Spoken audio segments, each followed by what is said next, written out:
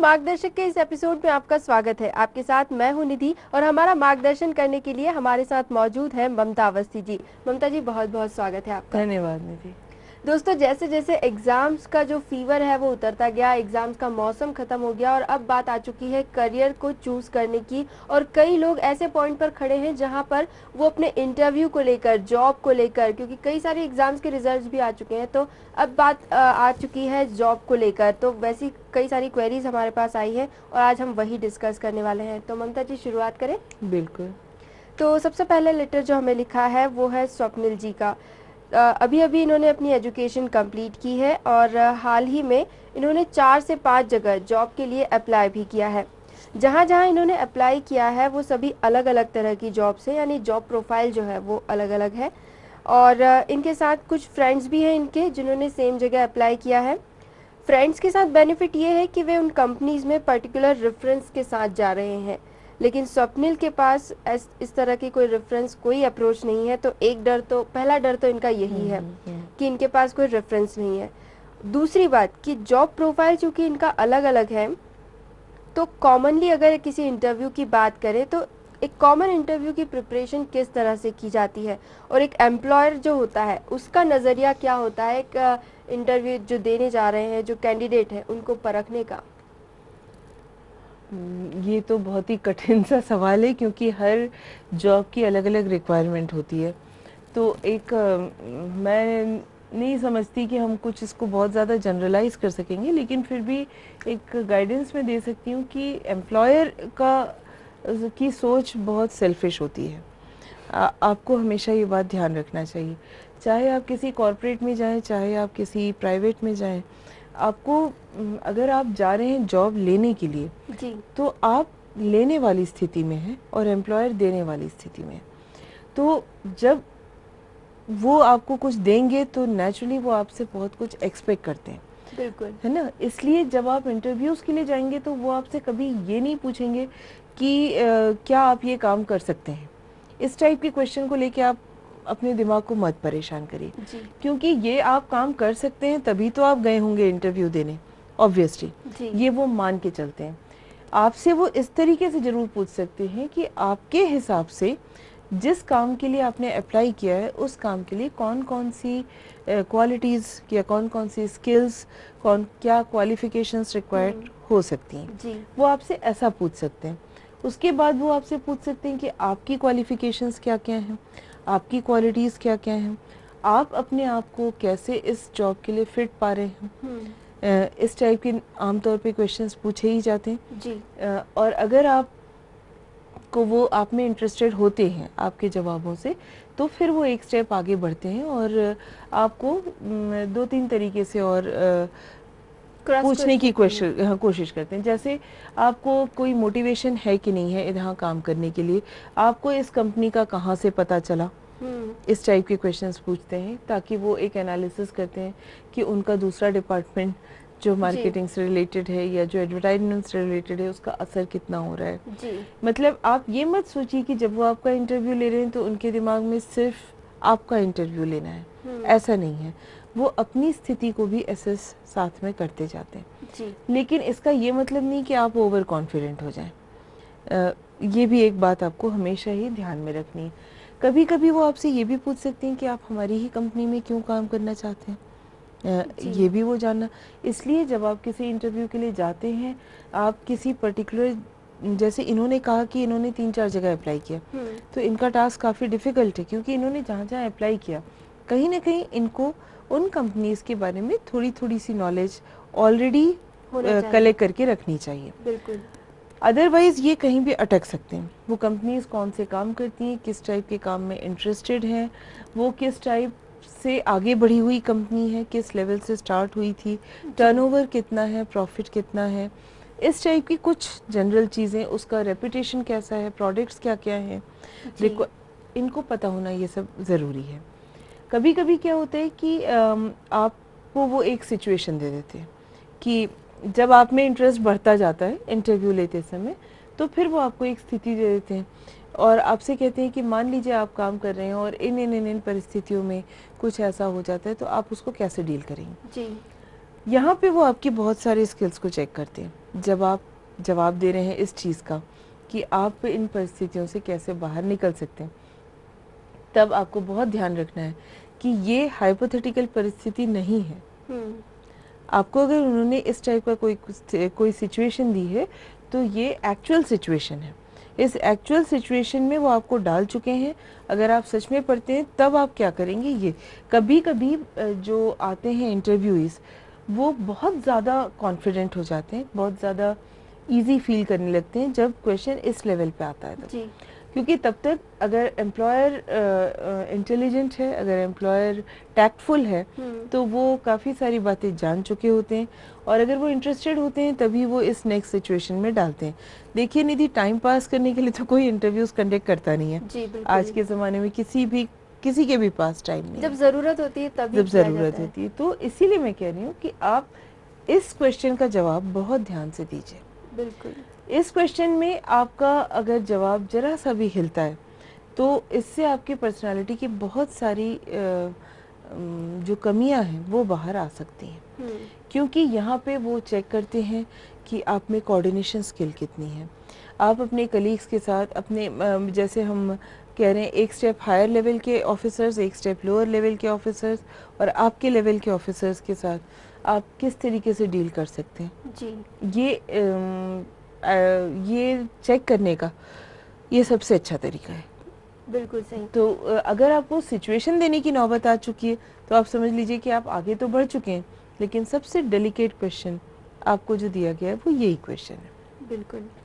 साथ में वो आपका टेम्परामेंट देखते हैं, वो आपकी अप्रोच देखते हैं, आपकी सब्जेक्ट रिलेटेड नॉलेज देखते हैं, आपकी कंपनी रिलेटेड नॉलेज देखते हैं, आपका नॉलेज को। क्योंकि देखिए हम लोग मैक्सिमम टाइम ये फील करते हैं कि जो हम टेक्स्ट बुक में पढ़ते हैं वो रियल लाइफ में बहुत कम यूज़ होता है। जब आप एम्प्लॉयर के पास जा रहे हैं तो उसको आपकी टेक्स्ट नॉलेज से शायद उतना इंटरेस्ट ना हो, उसको आपकी प्रैक्टिकल नॉलेज से इंटरेस्ट है जी। तो आपकी जो एक्स्ट्रा करिकुलर चीज़ें हैं, जो आपने पढ़ने के साथ एक्स्ट्रा प्रोजेक्ट्स करे, एक्स्ट्रा वर्कशॉप्स अटेंड करी हैं, कोई एक्सचेंज प्रोग्राम्स अटेंड करे हैं, ये सब अगर आप मेंशन करेंगे या ये सब आपके काम में दिखेगा, आपके आंसर में उनको दिख जाती है चीज़ जी, तब वो आपके लिए काफ़ी ज़्यादा पॉजिटिव हो जाता है। और ज़रूरी नहीं है कि ये बात डायरेक्टली पूछी जाए, वो घुमा फिरा कर भी पूछी, घुमा फिरा के ही ये जो सिचुएशन दे के आंसर निकालने का मोटिव होता है वो यही होता है कि घुमा फिरा के बात जो है वो निकाल ली जाती है जी। और ओवरऑल अधिकतर जो देखने में आता है वो है कि जो भी इंटरव्यू लेने वाला होता है वो आपकी पर्सनालिटी देख के ही आधी चीजें समझ जाता है। तो कहीं ना कहीं आपका अपीयरेंस मेरे ख्याल से इसमें मायने रखता है। आपका अपीयरेंस बहुत ज्यादा मायने रखता है। आपने क्या पहना है, बहुत लाउड, आप किस कंपनी में क्या करने जा रहे हैं जी। इस बात पे बहुत कुछ देखिए। लाउड कलर्स बुरे नहीं होते, बहुत अच्छे होते हैं, पर लाउड कलर्स को आप ऐसे पहनिए कि वो आपके ऊपर सूट करें। ऐसा नहीं है कि आप जा रहे हैं किसी नर्सिंग के जॉब के लिए और पहन के आप गए हैं कुछ जो कहीं ना कहीं किसी एडवर्टाइजमेंट की मॉडल जैसा हो, तो आप बिल्कुल ही मिसमैच कर जाएंगे चीज़ को। इसलिए आप किस टाइप की जॉब के लिए जा रहे हैं, आपने क्या पहना हुआ है, किस तरीके से आप बोल रहे हैं, कितना आप में कॉन्फिडेंस लेवल है, कितना आप अप्रोचेबल हैं दूसरों के लिए, आपकी सोच कितनी वैरिड है, कितनी आपने दुनिया देखी है। इस टाइप की छोटी छोटी चीज़ें मेनली इंटरव्यूज़ में नोटिस की जाती है। बिल्कुल। और आखिरी जो एक चीज़ है जो मैं मेंशन करूँगी, बहुत इम्पोर्टेंट है, कभी भी आप अपनी बहुत ज़्यादा एक्सपेक्टेड सैलरी मत डिस्कस करिए, क्योंकि एम्प्लॉयर एक ये भी चीज़ मेजर एसेस करता है कि आप उसके लिए अफोर्डेबल हैं कि नहीं है जी। भाई आप एक छोटे से काम के लिए भी अगर जा रहे हैं और उसने आपसे एक्सपेक्टेड सैलरी पूछी है तो आप अपनी बताने के बजाय आप उनसे ऑफर्ड सैलरी टैक्टफुली पूछ सकते हैं जी। अपनी बातें आगे रखकर उन्हें बताने से बेटर है कि हम उनकी जरूरत हाँ, कि वो क्या ऑफर करना चाह रहे हैं। बिल्कुल, इंटरव्यूज़ की जैसे कि स्वप्निल जी ने हमें बताया है कि कई जगह वो अप्लाई कर चुके हैं। हालाँकि मुझे ऐसा लगता है कि क्योंकि कॉम्पिटिशन आजकल इतनी बढ़ गई है कि हर किसी के लिए पॉसिबल नहीं है कि उन्हें इतनी अपॉर्च्युनिटीज़ भी मिल सके। तो ममता जी, यहाँ पर मैं ये जानना चाहूँगी कि अगर इंटरव्यूज़ के लिए कोई भी अप्लाई करना चाहता है, तो उसका बेस्ट तरीका क्या होता है? कहाँ, किस तरह से, कैसे अप्लाई किया जाना चाहिए? देखिए, आजकल तो बहुत आसान हो चुका है क्योंकि 90% चीज़ें, 90 क्या 100% चीज़ें ही मैं कहूँगी सब ऑनलाइन अवेलेबल होती हैं। जी। अगर आपको जॉब की रिक्वायरमेंट है तो आप पहले तो सबसे पहली चीज़, आप अपने आप को सिचुएशन से अपग्रेडेड रखिए। सिचुएशन से अपग्रेडेड मतलब आपकी फील्ड में या फिर आप जिस कैपेसिटी में जॉब करना चाहते हैं, जी। उसमें कौन कौन सी फर्म्स अवेलेबल हैं, कहाँ कहाँ पे कब रिक्वायरमेंट आती है, ये देखिए। और अगर आपको दिखता है कि इन लोगों की वेबसाइट्स पे ये एक ऑप्शन है कि आप अप्लाई करके छोड़ सकें, तो बेहतर है कि आप बिना पूछे सब जगह अपना रिज्यूमे डाल दीजिए। जी। अगर आप अप्लाई करके रखेंगे तो जब ज़रूरत होगी तो वो खुद ही आपको अप्रोच कर सकते हैं। जी। तो कभी कभी बेहतर होता है कि आप इंतज़ार किए बिना अपनी स्ट्रीम, अपने इंटरेस्ट, अपने कैलिबर की पोटेंशियल की जगहों पे एप्लीकेशन डाल के रख सकते हैं। जी। जहाँ तक व्हेन टू अप्लाई वाली बात है तो ये मैं आपको बता ही चुकी हूँ कि ज़रूरी नहीं कि हमेशा वांट्स निकलें। वांट निकलने पे जब आप अप्लाई करते हैं तो डेफिनेटली आपको रिस्पांस जल्दी मिलता है। जी। नहीं निकलने पे करेंगे तो एज पर वैकेंसी। और ऐसा भी हो सकता है कि वैकेंसी निकले तो वो आपसे दोबारा अप्लाई करने के लिए कहें। बिल्कुल। तो इट्स ओके, आपके पास वैसे भी जॉब नहीं है तो आप 10 जगह अप्लाई करके रखेंगे ही। और हाउ टू अप्लाई में एक ऑनलाइन है, दूसरा कई बार एजेंट्स की मदद लेते हैं। कंसल्टेंट्स होते हैं, एजेंट्स होते हैं। कंसल्टेंट्स का काम ये होता है कि ये लोग मिडलमैन की तरह एक्ट करते हैं between the firms and between the candidate. बिल्कुल। और उनका अपना जो भी उनका सिस्टम होता है उसके तहत वो लोग चार्जेस लेते हैं और आपको जॉब एश्योर करा देते हैं। जी। तो ये एक तरीके का जॉब भी है और ये एक तरीके का बेनिफिट भी है। इसमें जल्दी अप्रोच हो जाता है यूजुअली, क्योंकि इसमें जो कंसल्टेंट्स होते हैं उनका 1-to-1 अप्रोच होता है फर्म्स के साथ। जी। तो फर्म को में अभी भी 99% फर्म्स ऐसी हैं जो इमीडिएट रिजल्ट चाहती है, इमीडिएट अपॉइंटमेंट्स चाहती है। उस स्थिति में कंसल्टेंट्स का रोल बहुत बड़ा होता है। जी, तो वो सभी कैंडिडेट जिनके पास कोई रास्ता नहीं है कि हम कहाँ और कैसे जॉब के लिए अप्लाई करें, तो कंसल्टेंसी पर जाना is best way, is one of the very good ways. जी। तीसरा जो लास्ट अप्रोच मैं कहूँगी वो ये है कि आप सीधे ही पहुँच जाइए अपना CV लेके, डायरेक्टली कंपनीज में चले जाइए। अगर आप कंपनी में डायरेक्टली चले जाएंगे तो भी कोई बुरी बात नहीं है, क्योंकि उस स्थिति में भी आपका कॉन्फिडेंस दिखता है। तो अगर सामने वाले की अप्रोच पॉजिटिव रही और उसने आपके इस एटीट्यूड को सराहा तो शायद इसका आपको बेनिफिट भी मिल जाएगा। और अगर नहीं मिलता है तो वो जगह आपके लायक नहीं है, ये सोच लीजिए। और ये भी हो सकता है कि आपके रिज्यूमे में आपकी क्वालिफिकेशंस देखकर या आपकी एजुकेशनल या प्रोफेशनल क्वालिफिकेशंस देखकर आपको ऑटोमेटिक कोई प्रेफरेंस मिल जाए जी। और नहीं भी तो कई और कॉन्टेक्ट भी उसके थ्रू आपको मिल सकते हैं। तो तरीके बहुत सारे हैं, आगे बढ़ने की देर है। तो चलिए हम भी अब आगे बढ़ते हैं और बात करते हैं अपनी अगली क्वेरी की, वो भी कहीं ना कहीं इंटरव्यू से ही रिलेटेड है। ये लेटर हमें लिखा है विवेक जी ने। विवेक जी ने MBA किया हुआ है और जॉब के लिए इन्होंने भी कई जगह अप्लाई किया, कई जगह रिज्यूम दिए हैं और उसके अलावा पर्सनली भी कई कंपनीज़ में ये मिलकर आ चुके हैं। लेकिन इनकी प्रॉब्लम ये है कि कहीं से भी इन्हें कोई पॉजिटिव रिजल्ट नहीं मिला है। अगर कंपनीज़ की बात करें तो जहां डायरेक्टली इन्होंने अप्रोच किया है वहां से भी इन्हें कोई अच्छा रिस्पांस नहीं मिला है और लगभग 2 साल से ये इसी तरह की प्रोसेस में है। कई जगह रिज्यूम दिया है बट रिजल्ट नहीं मिल रहे हैं। तो ये जानना चाहते हैं कि आखिर गलती कहाँ हो रही है। डेफिनेटली मैं कहूँगी कि अगर ये रिज्यूमे दे के नहीं खुश हो रहे हैं तो कहीं ना कहीं इन्होंने अपने रिज्यूमे को ही सही तरीके से फ्रेम नहीं किया होगा निधि। क्योंकि हम कई बार ये बात भूल जाते हैं कि जब हम रिज्यूमे डाल रहे हैं और आप इतने दिनों से अगर डाल रहे हैं और अगर रिस्पांस नहीं है तो इनको मेरे ख्याल से किसी एक्सपर्ट से जाके अपने रिज्यूमे को आइटरेट कराना चाहिए, इसको रिवाइव करवाना ज़रूरी हो गया है। तो मैं तो इनको यही सजेस्ट करूँगी। और इसी के साथ क्योंकि इन्होंने मुझे पूछा है तो मैं इनको कुछ तरीके बता सकती हूँ जिससे कि आपका रिज्यूमे बेहतर और इफ़ेक्टिव हो सकता है। जी। देखिए, जब आप रिज्यूमे डिज़ाइन करते हैं तो आप उसमें कुछ चीज़ें ध्यान रखिए, बहुत ज़्यादा ज़रूरी है। पहली चीज़ तो आप उसको नॉन पर्सनल रखिए, उसमें पर्सनल इन्फॉर्मेशन ज़्यादा देने की ज़रूरत नहीं है। एक बहुत ही पुराना चलन है कि my name, my mother's name, my father's name, my date of birth, marriage status, marital हैं कि नहीं है, चिल्ड्रन कितने हैं। Nobody in this world is bothered. आपको ये ध्यान में रखना है कि आपने जो अपना रिज्यूमे दिया है वो आपको रिप्रेजेंट करे। जी। आपकी फैमिली को, आपके बैकग्राउंड से उन्हें कोई लेना देना नहीं है। उन्हें मतलब है आपके क्वालिफिकेशन से, आपकी जो ऑब्जेक्टिव्स हैं उनसे, जो आपके कैरियर रिस्पॉन्सिबिलिटीज़ हैं उनसे, और कैरियर में जो आपने एक्सपीरियंसेस गेन किए उससे, बस। जी।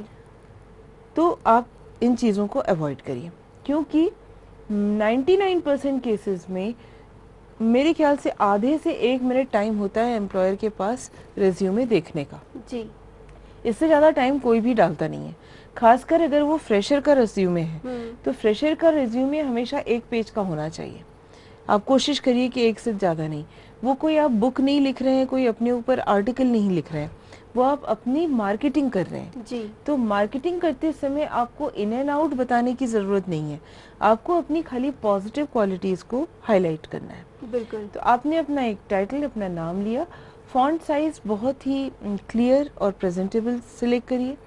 बहुत ज़्यादा कलरफुल रेज्यूमे मत रखिए, बहुत ज़्यादा एब्रीवेशंस यूज़ मत करिए, उसमें बहुत ही गलत हो जाता है वो। कई लोग स्लैंग्स यूज़ करते हैं स्टाइल में रेज्यूमे बनाने के चक्कर में।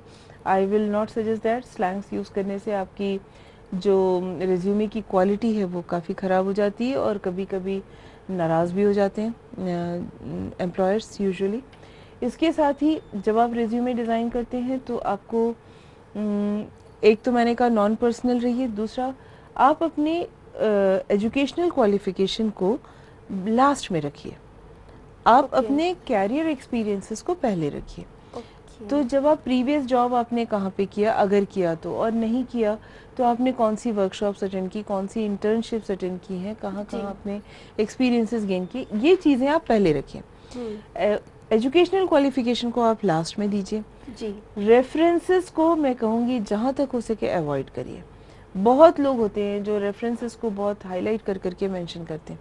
उनका ऐसा सोचना है कि बड़े बड़े लोगों के नाम अगर वो अपने रेज्यूमे में दे देंगे तो रेज्यूमे की क्वालिटी बढ़ जाएगी। हाँ, हैवी हो जाएगा, लोग समझेंगे कि आप इतने लोगों को जानते हैं। लेकिन ये बहुत अच्छा अप्रोच नहीं है, ये प्रोफेशनल अप्रोच नहीं है। जी। अगर आपको अपने रिज्यूमे को इफ़ेक्टिव रखना है तो आप लिखिए, रिकमेंडेशंस दीजिए या आप रेफरेंसेस भी दीजिए, लेकिन उसको सेकंड पेज रखिए, फर्स्ट पेज पे कभी ये चीज़ें मत आने दीजिए। जी। तो ये बहुत छोटी छोटी सी चीज़ें हैं। पेपर की क्वालिटी, पेपर का कलर, इंक की क्वालिटी, इंक का कलर क्या है, किस जॉब के लिए आप कौन सा रेज्यूमे दे रहे हैं, आपको ये देखना होगा कि जॉब रिक्वायरमेंट्स क्या थी। जी। अब जैसे आपने 4 जगह अप्लाई किया, अगर आप सेम रेज्यूमे डाल रहे हैं, हो सकता है कि वो रेज्यूमे उस कंपनी के रिक्वायरमेंट के हिसाब से हो ही नहीं। जी। तो बहुत ज़रूरी है कि आप देखिए कि आप किस जगह पे किस टाइप की जॉब के लिए अप्लाई कर रहे हैं, वहाँ पे रिक्वायरमेंट क्या, किन क्वालिटीज़ की है, और उस हिसाब से आप अपने करिकुलम वीटे को ऑल्टर कर लीजिए, आप उसमें वो क्वालिटीज़ डालिए। यानी जॉब रिक्वायरमेंट के अकॉर्डिंग अपनी क्वालिटीज़ को हाईलाइट करना ज़रूरी है। और दूसरी चीज़ मैं कहूँगी कि अपने बारे में जब आप लिखते हैं तो नेगेटिव कुछ भी मत लिखिए, आप अपने बारे में पॉजिटिव चीज़ें लिखिए।